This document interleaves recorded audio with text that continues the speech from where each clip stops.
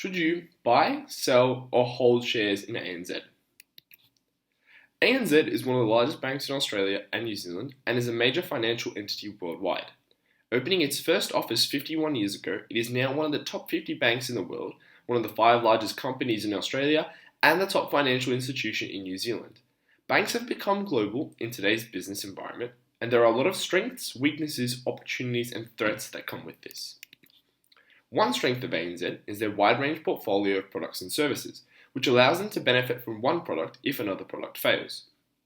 Another strength is their brand reputation, as they have been a business of banking for many years, which has been helped by the emergence of an online presence.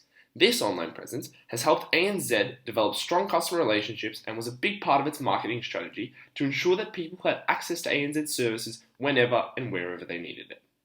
One weakness of ANZ is the dependence on the Australian and NZ market, where in the last few years they've almost exclusively become an Australian and New Zealand bank, lagging behind in global presence in comparison to other banks in the region.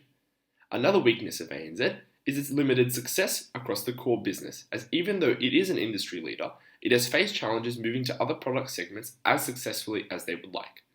This weakness can be attributed to the lack of management strategy to train and prepare employees to successfully be in charge of and lead projects within these segments successfully. Threats include competitor technological advancements, as the growing tech market is opening doors not only for ANZ, but its competitors, who could potentially take advantage of that before ANZ, and the pandemic, as although the situation is slowly improving, financial losses incurred by these companies may cause a threat to ANZ in the repayment of loans. One opportunity for ANZ is expansion to other global markets, with a plan to move to more developing countries, providing them an opportunity to acquire a new customer base.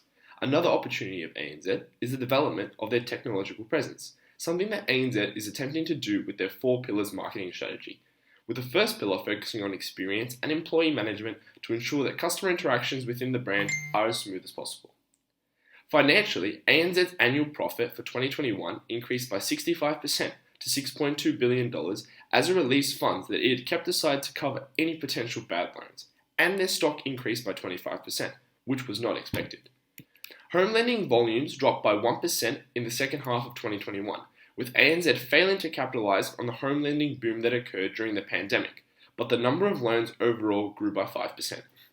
Using this information, shared optimism amongst analysts, and Goldman Sachs maintaining a buy recommendation, I believe that it is a good option to buy and invest in ANZ stocks. Thank you for listening.